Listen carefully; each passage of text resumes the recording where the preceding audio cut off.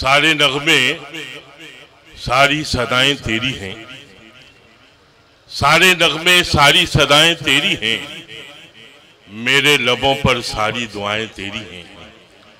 और इज्जत शोहरत दौलत पर क्या नाज करें, इज्जत शोहरत दौलत पर क्या नाज करें, देने वाले सारी अदाएं तेरी हैं। सुभान अल्लाह। एकता फोरम अपने इस 20वें ऑल इंडिया नहीं बल्कि आलमी मुशायरे में आपका इस्तकबाल करता है। ख़वातीन हज़रात, ये शेख मिस्री है, हजरत शेख मिस्री का वो आस्थाना जहां पर दिलों की मुराद पूरी होती है। ये वो आस्थाना है जो शहर बंबई में एक संगमील की हैसियत रखता है। तहजीबी, समाजी, सकाफती, मजहबी, दीनी ताल्लुक से होने वाले यहाँ के प्रोग्राम पूरे बंबई में याद किए जाते हैं।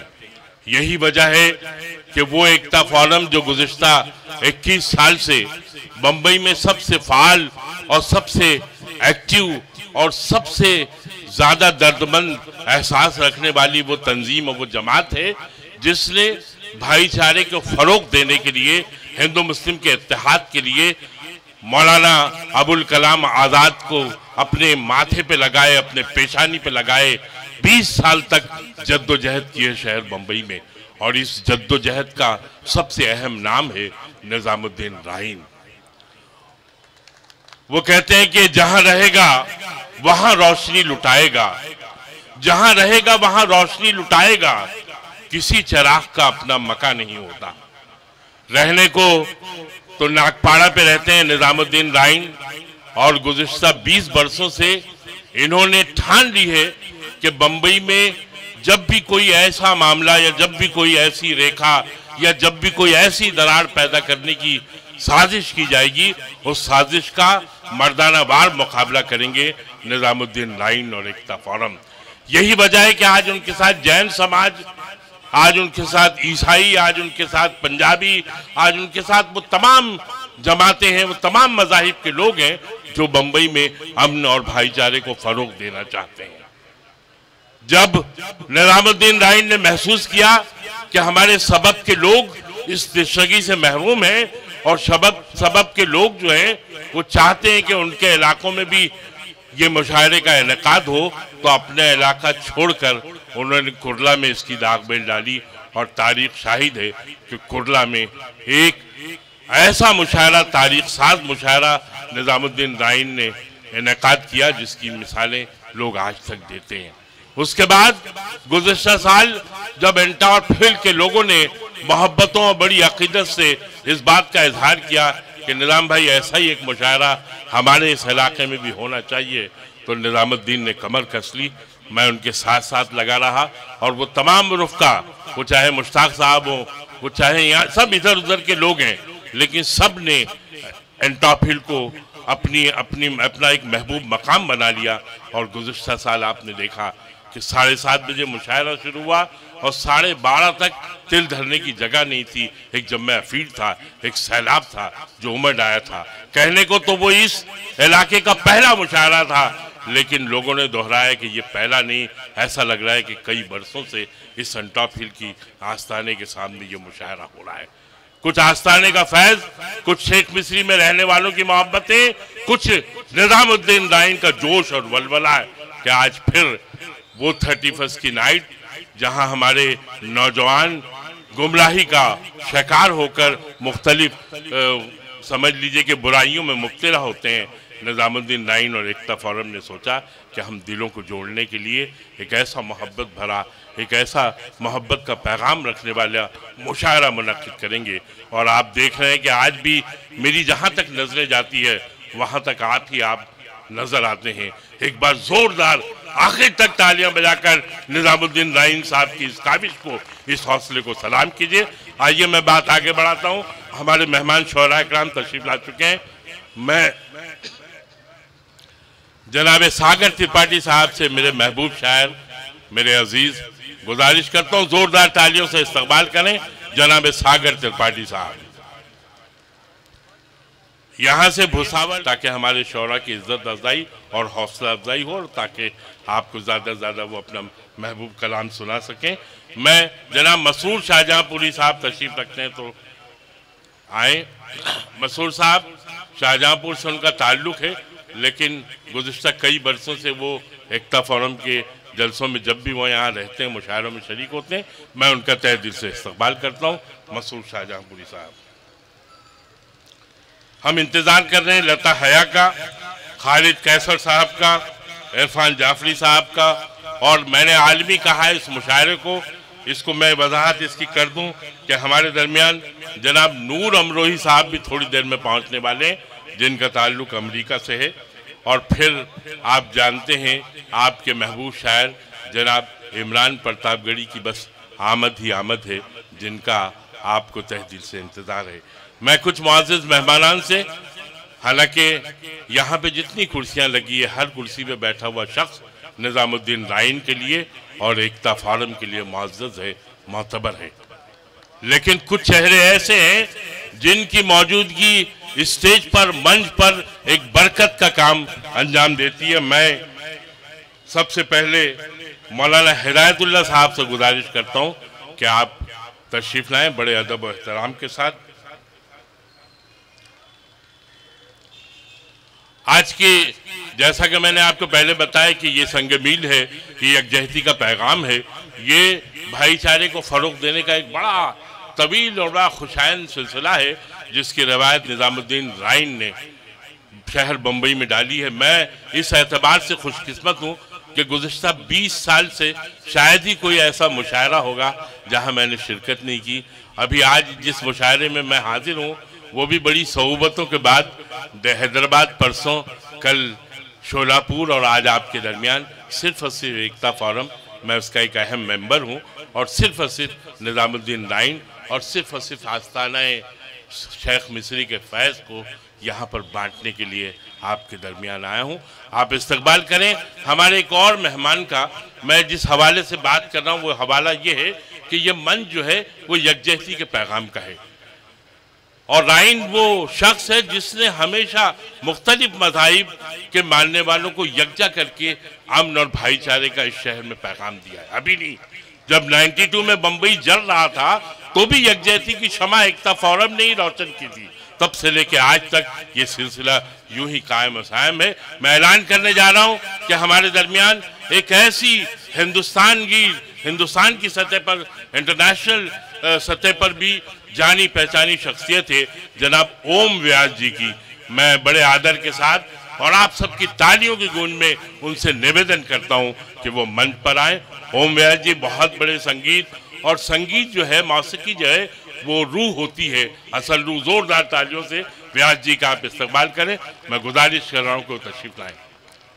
अभी अभी जब मैं इस मुशायरेगाह में दाखिल हुआ तो मैंने देखा कि एडवोकेट जलाल साहब अपनी पूरी तवानाई के साथ बैठे हैं। मैं उनसे गुजारिश करता हूं, साहब आज तो आप अखबार के हवाले से जानने लगे हैं, लेकिन हम तो आपके वो साथी हैं जब कॉलेज में आपके साथ जो है आपकी मस्तियों में, आपकी शरारतों में शरीक रहते थे। जोरदार तालियों से आप इस्तकबाल करें। हम आपका भी, जो हमारा एक महबूब रोजनामा, आप जानते हैं कि शहर बम्बई में अखबार निकालना एक कारेगिरां है और ये कारेगिरां और ये मुश्किल काम सैयद एडवोकेट जलालुद्दीन साहब कर रहे हैं। मैं उन्हें मुबारकबाद देता हूं और जोरदार तालियों की आपसे गुजारिश करता हूं कि इस्तकबाल करें। ये सिर्फ एडवोकेट जलाल का इस्तकबाल ही नहीं बल्कि हम आपका भी इस्तकबाल है। और हमारे एक मुअज़्ज़ज़ मेहमान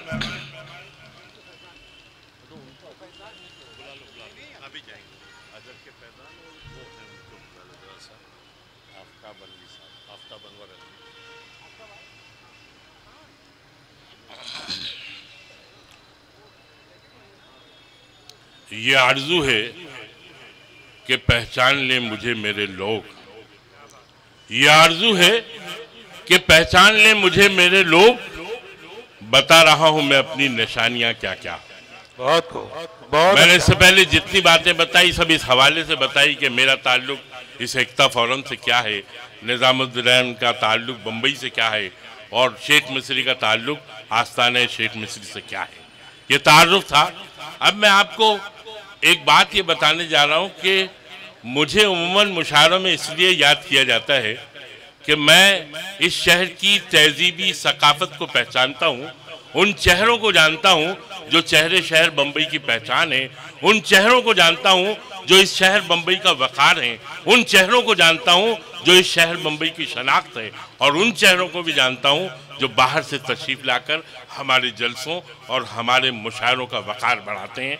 मेरी मुराद ज़ोरदार तालियों से आप इस्तकबाल करें जनाब ZK फैज़ान साहब का। दिल्ली से आप तशरीफ़ लाएँ, जाहिर सी बात है एडवोकेट सुप्रीम कोर्ट हैं तो दिल्ली में रहते हैं, लेकिन इनका जो ताल्लुक, इनकी जो निस्बत है वो अलीगढ़ मुस्लिम यूनिवर्सिटी से है। अलीगढ़ मुस्लिम यूनिवर्सिटी का एक ऐसा ताबिंदा सितारा जिनका एक अपना कंट्रीब्यूशन है, जिन्होंने अपनी एक तारीख लिखी है अलीगढ़ मुस्लिम यूनिवर्सिटी में। मैं बड़े अदब और एहतराम के साथ उनसे गुजारिश करता हूँ और आपसे दरख्वास्त है कि ज़ोरदार तालियों से फैज़ान साहब का इस्तकबाल करें। आइए सर। अभी शाह आलम साहब नहीं आए।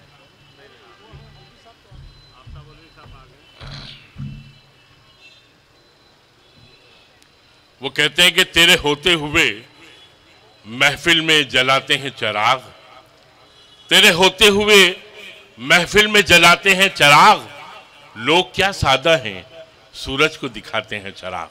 वाह। हमारी शख्सियतें आपने देखा होगा कि अक्सर शौरा जो कहते हैं कि यहाँ आफताब और महताब बैठे हैं, ये बात दोहराई जाती है। मैं तो हामिद भुसावली 30 साल से यही काम कर रहा हूँ शहर में। हमारे नाजिम कहते हैं अक्सर कि हमारी महफिल में जितने बैठे हैं सब आफताब महताब हैं, लेकिन मेरे जैसा नाज़मी ये कहता है कि हमारे दरमियान वाकई एक आफताब है। ज़ोरदार तालियों से आप इस्तकबाल करें जनाब आफ्ताब अनवर अलवी साहब का, जो हमारे मेहमान हैं, national head Shri Ram insurance.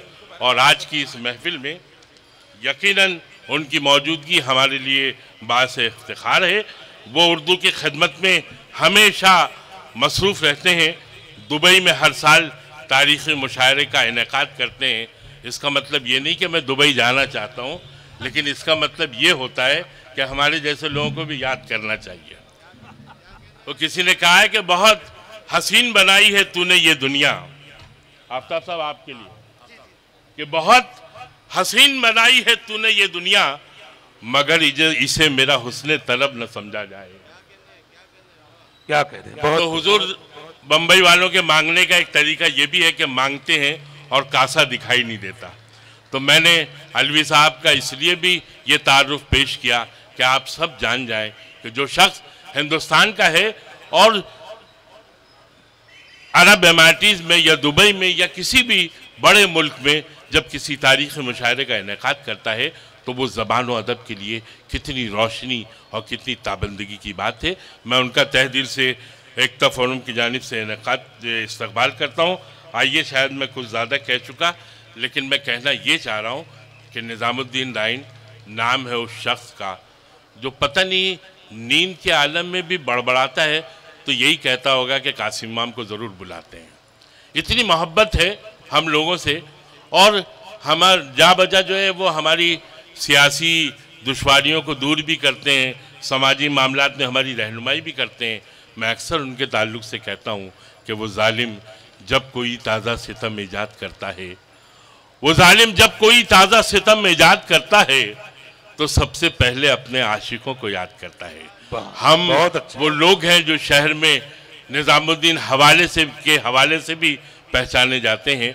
हमें कृपा शंकर जी का भी इस्तकबाल है, लेकिन मेरी दरख्वास्त ये है कि इस मुशायरे के माहौल बनाने के लिए, जो शायद मैं नहीं बना सकता या नहीं बना सका अपने टूटे फूटे अल्फाज में, मुझे बड़ा यकीन है और मैं एतमाद के साथ कहता हूँ कि जब निज़ामुद्दीन राइन माइक पर आएंगे तो सारे मामलात दुरुस्त हो जाएंगे। वो क्या सोचते हैं शहर बम्बई की एकता के लिए, वो क्या सोचते हैं इस मुल्क के इन हालात में भाईचारे के फ़रोग़ देने के लिए, ये सारी बातें आप उन्हीं से सुनेंगे तो आपको ज़्यादा लुत्फ़ आएगा, ज़्यादा मज़ा आएगा। मैं आप सब अस्सलाम वालेकुम, नहमदुहु नुसल्ली अला रसूलिल करीम, अम्मा बाद। अस्सलाम वालेकुम दोस्तों, एकता फोरम के इस 20वें मुशायरे में मैं आप सभी लोगों का और आप सभी लोगों की ओर से अपने मेहमानों का खैर मकदम करता हूं। खासकर जनाब ZK फैजान साहब जो सुप्रीम कोर्ट ऑफ इंडिया के एडवोकेट और अलीगढ़ मुस्लिम यूनिवर्सिटी के यूनियन के 2 बार प्रेसिडेंट, यूनिवर्सिटी के कोर्ट के लगातार मेंबर, और हमारे दूसरे साथी और मेहमान जनाब एडवोकेट सैयद जलालुद्दीन साहब। इस बार चूंकि मैं सियासत के प्लेटफॉर्म पर नहीं हूं तो शायद मेरे बहुत सारे साथियों को यह लगा हो कि शून्य कैसे भरेगा, लेकिन यकीनन मैं अपने बुजुर्गों का, अपने साथियों का और अनटॉप हिल की अपनी टीम का मैं बहुत शुक्रगुजार हूं कि पिछली बार जब मुशायरे के लिए आया था तो मैं कई बार यहां आया और मैं यहां अपने सामने रह के काम देखा था। इस बार मैं खुद मुशायरा शुरू हो गया और 7:30 बजे के बाद मैं खुद पहुंचा, लेकिन मेरी टीम ने खुद सारा अरेंजमेंट, मुझे खुद कुछ भी नहीं मालूम था कि क्या वो करने वाले हैं, लेकिन उन्होंने सब ने किया। मैं बाद में सबका नाम भी लूंगा और अपने मेहमानों के हाथ से उनका खैर मकदम भी करूंगा। लेकिन दोस्तों, मुझे यकीन है कि अगर दोस्त आपके अच्छे हैं और आपके साथी अच्छे हैं तो दुनिया का कोई काम आपके लिए मुश्किल नहीं है। अब मैं शुरू करता हूं वो बात जिसके हवाले से अभी डॉक्टर कासिम इमाम साहब ने कहा कि निजामुद्दीन राइन काम कर रहे हैं। यकीनन ये मुशायरा जब 20 साल पहले हमने शुरू किया था तो मुंबई शहर में मुशायरों के लिए ये तय था कि बगैर पैसा दिए आप दाखिल नहीं हो सकते, बगैर टिकट के मुशायरे नहीं होते थे।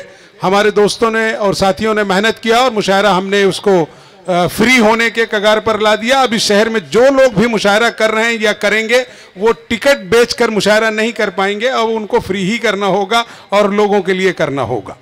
तो ये मेरे लिए बड़ी खुशी की बात है कि ये काम शुरू है। हमारे सैयद जलालुद्दीन साहब अखबार के हवाले से अभी उनके बारे में बताया, शायद वो खुद भी अपनी बात रखेंगे। शहर में एक ऐसा जवाबदार अखबार जो हिंदू मुस्लिम दोस्ती के लिए, खासकर एक मिशन के लिए शुरू हो रहा है, और शुरू है नहीं, बहुत ही तेजी के साथ आगे बढ़ रहा है। अगर आप उस अखबार को देखेंगे तो आपको यकीनन लगेगा कि मुंबई शहर में एक नई क्रांति उर्दू के लिए आई है, और उससे आपको एहसास होगा कि समझौते की का अखबार नहीं है बल्कि मिशन का अखबार है। और उनकी जो टीम काम कर रही है वो न सिर्फ मुंबई बल्कि हिंदुस्तान के अलग अलग जगहों पर मुस्लिम यूनिवर्सिटीज़ में और दूसरे बड़े राइटर्स जो लिखते हैं उन सब लोगों की मदद से वो अखबार मुंबई शहर में आगे की ओर बढ़ रहा है। और हम चाहेंगे कि आप लोग उस मिशन में शामिल हों, क्योंकि ये ना समझें कि वो 12 पेज का अखबार है और 5 रुपए में खरीदना है, सवेरे छोड़ देना है। क्योंकि हिंदुस्तान का वो पहला अखबार है जो आपके बुजुर्गों से आपकी पहचान करा रहा है, जो आपको आपकी ताकत का एहसास दिला रहा है, जो अखबार आपको ये बताएगा कि आपके आबो अजदाद ने इस हिंदुस्तान के लिए क्या किया।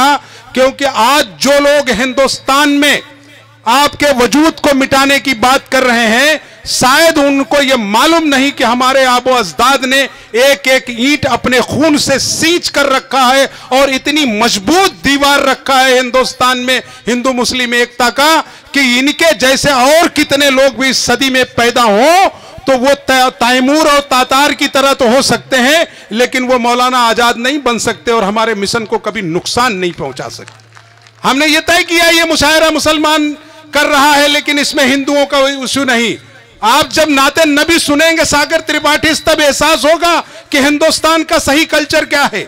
जब लता वो बरहमीन लड़की अभी आएगी, जब ये कहेगी कि मैं कलमा पढ़कर अपने परिवार का काम शुरू करती हूं और अपने इस्लाम की बातें करती हूं, तब आरएसएस के लोगों को ये लगेगा कि हिंदुस्तान की तहजीब सिर्फ मुसलमानों की नहीं बल्कि हिंदुस्तान के हिंदू मुसलमानों की है।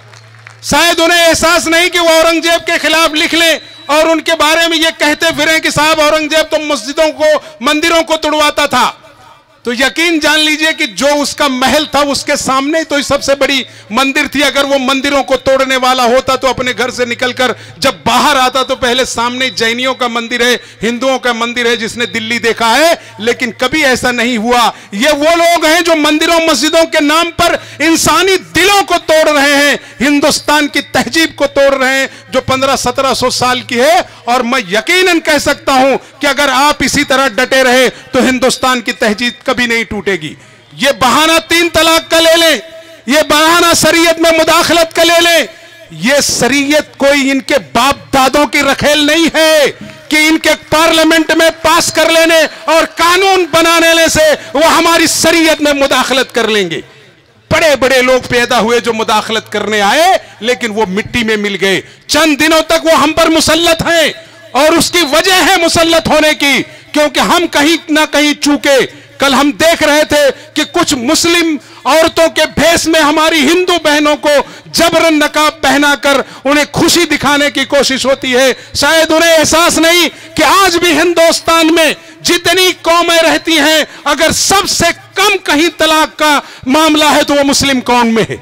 सबसे ज्यादा आज हिंदुस्तान की हिंदू बहनें मेरी जो आज परेशान हाल है, पूरा हिंदुस्तान जानता है। 3 दिन पहले पार्लियामेंट के सर्वे में 20 लाख ऐसी बहनों का जिक्र आया है जिनके साथ शादी तो लोगों ने किया, लेकिन शादी के बाद उन्हें छोड़ दिया। उसमें से आपके प्रधानमंत्री भी हैं, जो संसद का लीडर है, जो हाउस का लीडर है, जिसके ऊपर हिंदुस्तान की जवाबदारी है कि जो कानून बनाने वाले और कानून की देखभाल करने वाली इंतजामिया है, आप उसके सुपर पावर हैं। और सुपर पावर के घर में बैटरी चार्ज नहीं होती, क्योंकि उन्होंने उस चीज को देखा ही नहीं और हिंदुस्तान की सियासत की बात करते हैं। आप मोनोपोलाइज कर लें, आप हिंदू भाइयों को अलग कर लें, आप मुस्लिम भाइयों को अलग कर लें, लेकिन हिंदुस्तान की जो ताकत है, चाहे वो नदियों की ताकत हो, मंदिरों की ताकत हो, मस्जिदों की ताकत हो, उसको आप बांट नहीं सकते। क्या आप गंगा के पानी को हिंदुस्तान के किसी दूसरी कम्युनिटी के खेतों में जाने से रोक सकेंगे? क्या हिंदुस्तान में जमुना की वो तहजीब जो इलाहाबाद में है, जहां हमारे आबो अजदाद ने वुजू किया, जब हिंदुस्तान का बंटवारा हो रहा था, जब मौलाना आजाद जा रहे थे तो उन्होंने अपने लोगों से कहा था, क्या आरएसएस के लोग या बीजेपी के लोगों में यह दम है कि उसे रोक ले? क्या 20 करोड़ सिर्फ मुसलमान ही हिंदुस्तान में वोट करता है? 125 करोड़ हिंदुस्तानियों में 100 करोड़ हिंदू जो इस मुल्क में रहता है वो हमारे साथ रहता है। वो हिंदू मुसलमान कभी अलग नहीं रहा, क्योंकि आप हिंदुस्तान की तारीख उठाकर देखिए तो सिर्फ 20 करोड़ लोगों ने बीजेपी को वोट किया है। और 20 करोड़ लोगों पर अगर वो ये कहते हैं कि हिंदुस्तान मेरी जेब में है, तो वो गलतफहमी में है, क्योंकि हिंदुस्तान के लोग अब अंगड़ाई ले रहे हैं। आज गुजरात के चुनाव ने यह बात साबित कर दिया कि आप हिंदुत्व की बात नहीं कर सकेंगे, आपको बात हिंदू मुसलमानों की करनी होगी। और यही मिशन मौलाना आजाद ने भी चलाया। मौलाना आजाद ने तो इस मुल्क की आजादी के लिए साफ साफ कहा था कि यह मुल्क की आजादी अगर लेट मिले तो चलेगा, लेकिन हिंदुस्तान में हिंदू मुसलमानों की बात एक साथ रहेगी, दोस्ती टूटनी नहीं चाहिए। बल्कि वो जुमला यूं था कि अगर आसमान की बदलियों से एक फरिश्ता उतरे और दिल्ली के कुतुब मीनार पर खड़ा होकर ये कह दे कि मौलाना आप आजादी से दस्तबरदार होइए, तो मौलाना ने यही कहा था कि मैं हिंदू मुस्लिम दोस्ती से दस्तबरदार नहीं होऊंगा, आजादी लेट मिले तो चलेगा। आज भी गांव में जाइए, वहां हमें ये नहीं मालूम पड़ता कि हमारे हिंदू दोस्त हमारे भाई नहीं हो सकते, या हमारा मुस्लिम सिर्फ मुसलमानों की बात करे। आज भी हिंदुस्तान में जो गांवों में बसता है हिंदुस्तान, वहां हिंदू मुसलमानों का कोई भेद नहीं है। हमारे शादी ब्याह, उनके रस्म रिवाज सब एक साथ चलते हैं। इसी मुंबई शहर में सन 92 के बाद से फसादात ने भले हमको दूर किया हो, लेकिन इस शहर की इंतजामिया, यहाँ की पुलिस और यहाँ के सरकारी अधिकारियों ने मिलकर हम लोगों को आपस में एक रहने की ही नहीं बल्कि एक साथ जीने की भी सलाहियत दी। और यही वजह थी कि जब बंबई के बड़े बड़े पुलिस कमिश्नर्स आए तो उन्होंने इस शहर के नब्ज को पढ़ा कि 2-5% लोग हैं, वो मुसलमानों में भी हो सकते हैं, वो हिंदुओं में भी हो सकते हैं, जिन्होंने हिंदुस्तानी तहजीब को तोड़ने की कोशिश की, लेकिन वो तहजीब कभी टूटी नहीं। बहुत सारे लोग इस देश में राज करने आए। अगर राज करके 400 साल अंग्रेज इस मुल्क में राज करता है, जिसका यह दावा था कि मेरी हुकूमत वहां तक है जहां कभी सूरज नहीं डूबता।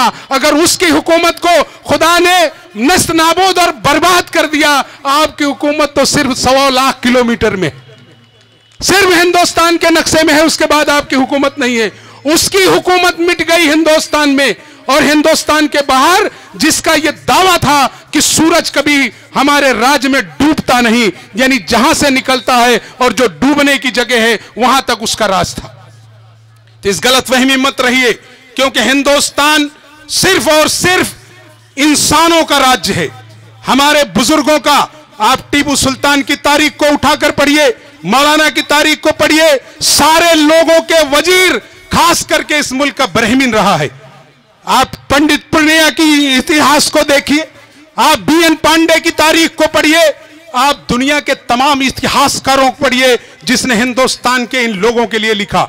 जैसे कि मैंने औरंगजेब के लिए कहा, बनारस की वो खूबसूरत शाही मस्जिद जिसके लिए आरएसएस आज भी लड़ाई करती है, वो गांव हमारे हिंदू दोस्तों ने उसे बनाने के लिए दिया। उसकी रक्षा और उसके काम के लिए वही लोग आगे आए, हिंदुस्तान के लोग आए, बाहर से कहीं नहीं आए। आप नफरत पैदा करने का काम बंद करिए, क्योंकि इंसान जो है वही ईश्वर का सबसे सही भक्त है। और आप भक्त इसलिए मत बनिए कि आप किसी पार्टी में हैं। अगर कुछ देश में गलत हो रहा है तो आप उस गलत का विरोध करिए। मैं कांग्रेस में था जब भी, तो कांग्रेस के मंचों पर जब जब पार्टी का कोई गलत फैसला आया है, मैंने मंचों पर विरोध किया है, ये मेरे दोस्तों को पता है। तो मैं ये चाहता हूं कि सियासत जो है वो हिंदुस्तान में आपकी जिंदगी में रहने वाला है, लेकिन उसके बाद जो फैमिली आपके पीछे पलती है, जो समाज आपके पीछे पलता है, उसका सियासत से कोई लेना देना नहीं है। क्योंकि सुबह वो 8 बजे घर छोड़ता है, रात के 12 बजे जब तक वो घर लौटता है तो उसके माथे के पसीना पोंछने पर पता चलता है कि आज हमने अपने बच्चों के लिए क्या कमाया और इस मुल्क को हम क्या देने वाले हैं। आप बैठकर एयर कंडीशन बंगलों से इस मुल्क की तकदीर का फैसला नहीं कर सकते। इसका फैसला इस देश की गरीब आवाम करेगी। और आज भी 125 करोड़ के हिंदुस्तान में 80 करोड़ लोग ऐसे रहते हैं जो गरीबी रेखा के नीचे रहते हैं, और 20 करोड़ लोग आज भी इस देश में रोटी के लिए तरसते हैं। आज भी 20 करोड़ लोग हिंदुस्तान में 2 वक्त का खाना नहीं खा सकते। अगर आपको कुछ बनाना है तो उनके पेट के लिए तैयारी करिए कि कम से कम वो रात को जब सोने जाएं तो उन्हें अपने बच्चों से बता सकें कि कल सुबह के लिए भी तुम्हारे लिए रोटी रखी है और अभी के लिए भी रखी है। लेकिन आज ये मुल्क ऐसा नहीं है। आज हमें वो दिखा रहे हैं जिससे पेट कभी नहीं भरने वाला। हम मजाहिब के लिए काम करने की बातें भले लोग कर रहे हों, लेकिन आप मस्जिदों मंदिर में तभी जाएंगे जब आपका पेट भरा होगा, जब आप खुशहाल होंगे, तो ही तो अपने प्रभु को याद करेंगे। अगर आज जो लोग इस तरह की हरकतें कर रहे हैं, उन्हें खुद समझना चाहिए कि यह हिंदुस्तान कभी ऐसा नहीं हुआ कि कोई एक सामान किसी एक कम्युनिटी से खरीदेगा। जब हिंदू खेत में पैदा करेगा तो मुसलमान भी उसका खरीदार है। मुसलमान अपनी खूबसूरत हाथों से जो कला इस देश को दे रहा है, जो चीजें बनाता है, क्या वो सिर्फ मुसलमानों के लिए बनाता है? जब ये सारी बातें हमारे भाइयों को पता है, तो चंद नेताओं के बहकाने में या चंद मिशनरीज के चलाने में क्या आप उसे बदल देंगे? ये तारीख हिंदुस्तान की नहीं रही है, ये आपके आबो अजदाद की भी तारीख नहीं रही है। मैं गांव से आता हूं, मैंने देखा है कि पालकी चाहे वो हिंदू देवी देवताओं की उठे, गांव में हमारे लोग भी ढोल ताशा के साथ उसमें शामिल होते रहे।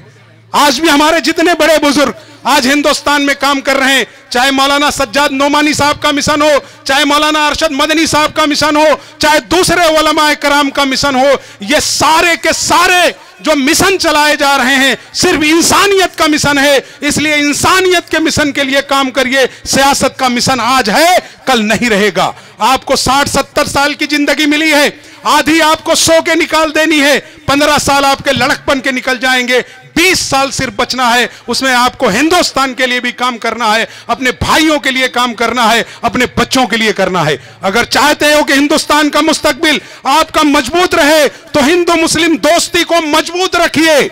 मैं तो सब दोस्तों से कहता हूं कि अगर तुम्हारे पड़ोस में हिंदू है तो वो तुम्हारा इतना करीबी दोस्त हो कि दूसरा भी उसे छेड़ नहीं सके, और मुसलमान अगर करीबी तुम्हारा दोस्त है तो मैं हिंदू भाइयों से कहता हूं कि उसे भी अपने साथ रखो। क्योंकि अगर हमने इसे ट्राई किया इसी मुंबई शहर में, आपको एक समाज का जिक्र करता हूं कि मुसलमान जैनियों के करीब नहीं जा सकता था, लेकिन हमने उस मिशन को भी तोड़ दिया। हमने दिखाया कांग्रेस के लोगों को 60 साल तुमने महावीर जयंती नहीं की, हमने 60 साल के इतिहास को आपके सामने रख दिया।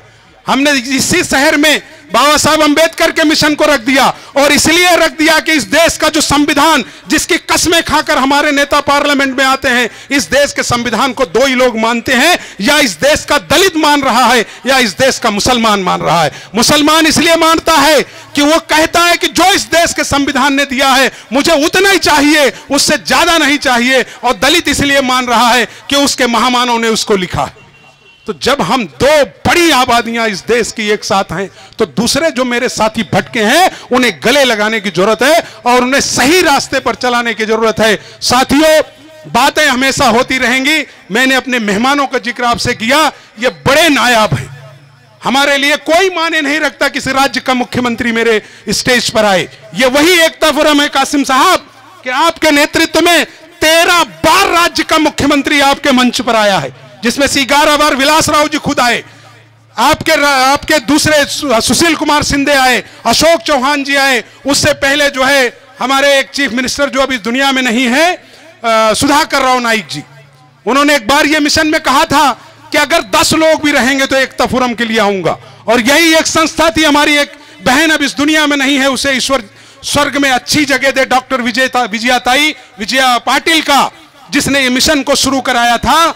उसके सामने ये मिशन में राज्य के मुख्यमंत्री ने साफ लेटर ऐसे बगैर ब्लैंक दिया था कि जो चाहो भरो, और अगर गरीब लोगों के लिए संस्था काम करती है तो उसके लिए हम तैयार रहेंगे।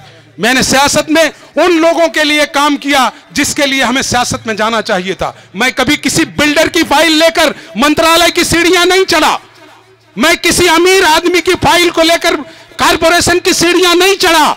मैं अगर मंत्रालय चढ़ा और सीढ़ियां कारपोरेशन पर चढ़ा तो 2000-3000 रुपए फीस देने वाले उन गरीब बच्चों का, जिनकी माएं दिन भर काम करती हैं और स्कूल जाने के लिए महीने में 3000 पैसा नहीं, मैं फाइल लेकर चढ़ा। अगर तो मेडिकल की लेकर चढ़ा, मैंने पिछले साल 3.5-4 करोड़ से ज्यादा पैसा सरकारों का लाकर गरीब बच्चों का इलाज करवाया अस्पतालों में। और यही आपसे भी कहता हूं कि एक जिंदगी में अगर एक बच्चे का भी ऑपरेशन, एक इंसान का ऑपरेशन अगर आपने करा दिया तो पूरे जीवन आपको खुशी देगी। और मैं उसी खुशी से लबरेज हूं कि मैंने 1 साल पहले मुंबई में अपनी किसी वजह से, मैं कांग्रेस को बुरा नहीं कहता, अपनी किसी वजह से मैंने कांग्रेस छोड़ दिया, लेकिन मुझे दुख नहीं हुआ क्योंकि मैं किसी की दलाली नहीं किया।